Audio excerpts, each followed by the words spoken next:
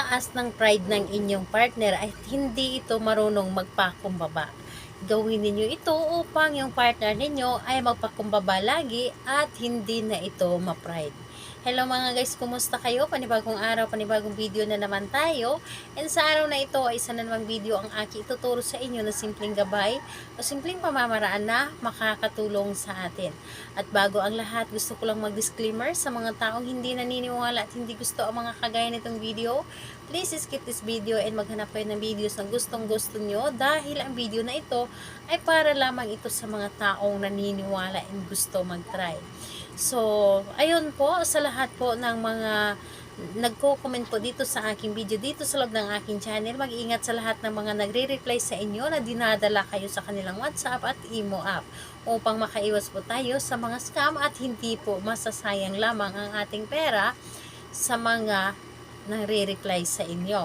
So, ayun po, dito po kung ang inyong partner po ay sobrang ma-pride, sobrang taas ng pride at hindi ito marunong magpakumbaba, ito ay may pamamaraan paano sila ang magpakumbaba at paano kapag tayo ay tinutupak, sila po ay laging nanglalambing sa atin.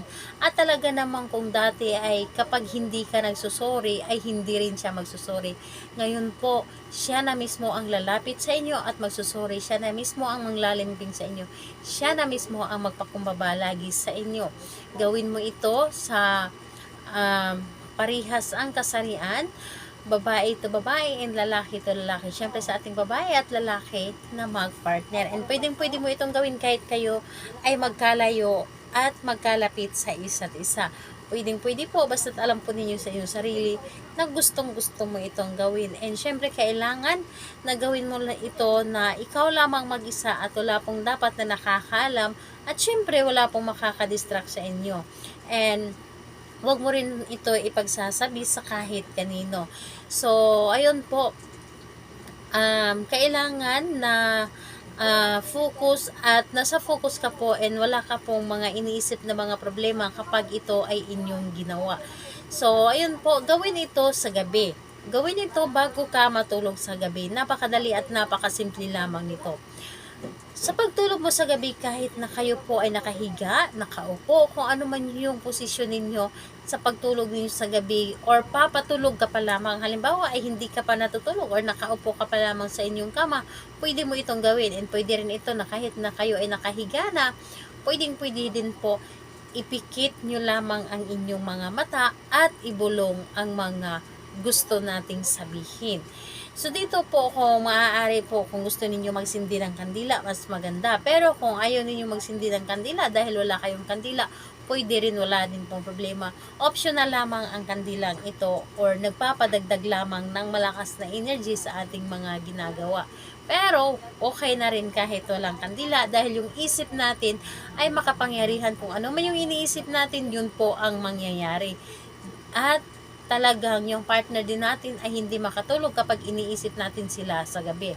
So, ganito po ang inyong gagawin. Bago ka matulog sa gabi, pumikit ka, dapat po pumikit ka na kailangan ay sa pagpikit ninyo para bang nakikita ninyo ang kanyang mukha. Para bang nakikita yung kanyang mukha and ibulong ninyo kahit sa isip lamang, hindi na kailangan na bumuka pa ang inyong bibig o merong boses na lalabas, pwede na rin. So, ang gagawin nyo lamang habang kayo ay nakapikit, sambitin or isipin yung target ninyo at sambitin ng paulit-ulit ng 21 times ang kanyang pangalan at apelyido at yung magic words natin. So, ganito po ang ating gagawin. Pangalan niya, apelyido, at sabihin po ninyo na magpakumbaba ka na at hindi ka na ma-pride. Pangalan, apelyido, magpakumbaba ka na at hindi ka na ma-pride. So, yun po ang inyong gagawin. Yun po ang inyong paulit-ulit na sasambitin kahit na sa isip mo lamang or kahit na ibulong po ninyo. Depende po sa inyo kung saan na mas komportable kayo, bulong or sa isip lamang. Pili lamang kayo. So, 21 times na paulit-ulit yan, kahit kailangan na hindi ito sumobra, sakto po dapat. Hindi sumobra, hindi nagkulang, sakto dapat na 21 times na paulit-ulit. Habang ginagawa mo ito, ika-count ninyo po sa inyong daliri. Kayang-kaya nyo po yan. Kung kaya ko, kaya nyo din. So, ganun po kadali. Kailangan na focus ka lamang sa paggawa and talagang mararamdaman mo yung partner ninyo na dating sobrang ma-pride, yung partner ninyo na hindi marunong mag-sorry, ngayon po ay magsusorry na po ito sa inyo. Pwedeng-pwede ninyo itong gawin every night or pwede rin sa araw sa pagkagising sa umaga. Depende po sa inyo kung saan na mas komportable kayo na gawin ito.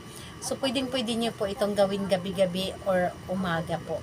So, ayun po, sa lahat po ng mga gustong and kung sa magtanong din po kung kailan ito pwedeng gawin or kailan ito pwedeng umpisahan, kahit anong araw at kahit anong oras pwede po.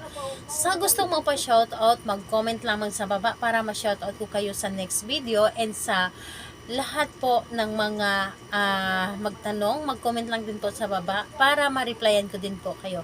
Salamat po sa inyo. Bye bye everyone. God bless us all.